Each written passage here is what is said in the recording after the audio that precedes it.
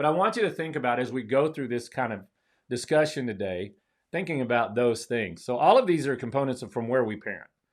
And so I'm going to kind of keep that up to the over here, I guess.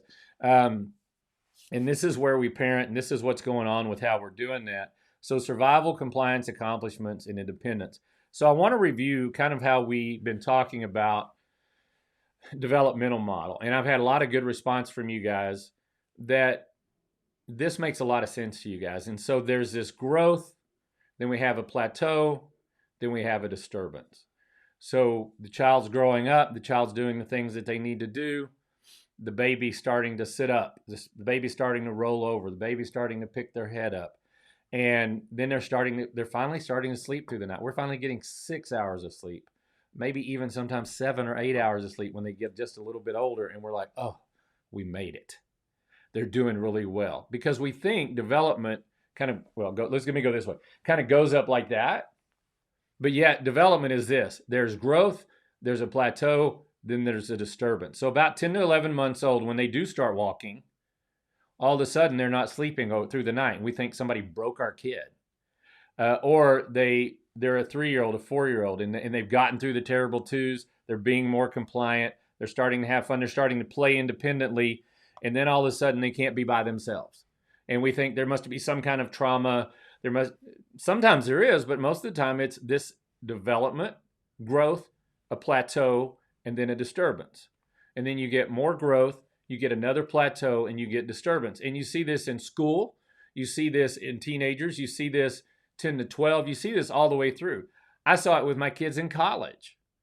Like, you've got this kid and he's learning to be independent, and you're like, oh, just please don't make too many dumb mistakes, and please don't do that. And then all of a sudden you feel so good.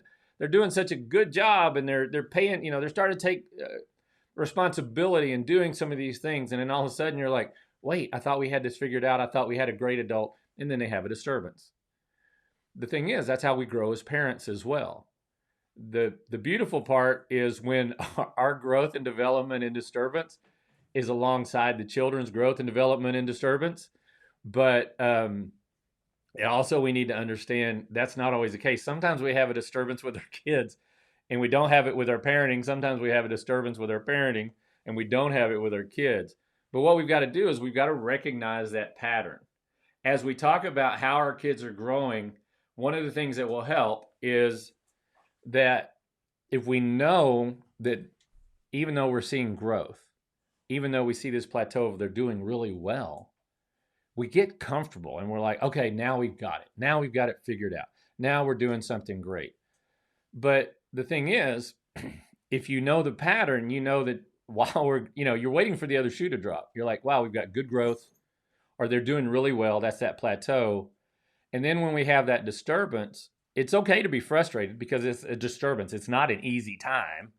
And the status quo has been disturbed.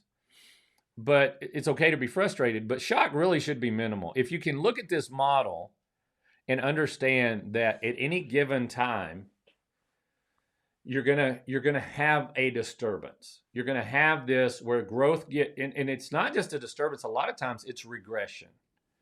So you get a child that's sleeping through the night, and then all of a sudden, because they can walk and pull up, they're not sleeping through the night. So that's going backwards. So you get them through their tantrums. You get them past. They learn the power of no, and they learn how to handle that in their 3s and 4s. And so now we're doing this, and they're being more independent. But all of a sudden, now they don't want to be around strangers, or they don't want to go to grandparents, or they even don't want to go to mom or dad. Something's going on. That's a regression, but it's part of natural growth. So again, it can be frustrating. But if you know the pattern, maybe you should not be shocked that that's going on. And that's kind of helping you ride that storm out, if you will. And then, of course, in all phases of parenting, patience is a must because sometimes you have to ride into the storm and sometimes you have to ride out the storm. Sometimes you have to get right in there. And so when we talk about developing a vision for your child, I think about, and Nick talked about this earlier about, in our business, in our professional growth, sometimes in our personal growth, we set goals, we set objectives, and this is what so many times we think it's that upward line, and this is what it looks like as our kids grow. And those of you that have teenagers know that they're growing and they're coming through there, And then when you get a teenager, all of a sudden you feel like we're doing all this growth, and then it just falls off.